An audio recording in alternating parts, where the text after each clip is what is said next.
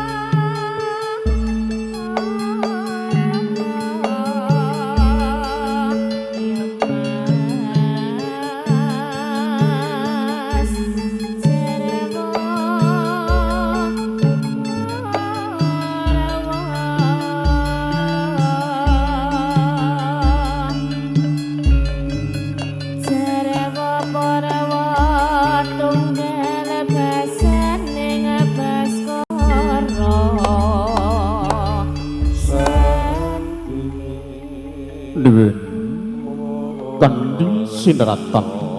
sinukartan ning Panembrama saha mentring Budyastawa saking Gusti Kang Maha Ageng satemah ambabar daya pangaribawa ingkang tumanduk dhumateng sangganing para kampula dasih para pinisepuh sesepuh dalasan para tamu sinedahan kakung miwah putri ingkang winantuing Suka Basuki para pangemban pangembating praja satriya nayakaning negaring pantos tinulat lekasing tias sinudar soning bidi mogeng mangke kepareng kalilanana kula matur hangaturaken urut reroncaning tata upacara pahargyan ngunduh mantu pamboyonging pinanganten kekalih ing rikala dangan siang ingkang tertamtu kewala sampun kaneraken dening para krawangsa ing mangke kanthi tinerbuka lumebetipun risang pamengku gadi kalajengaken bidaling Wimba Saraduta pametu ing pinanganten sekalian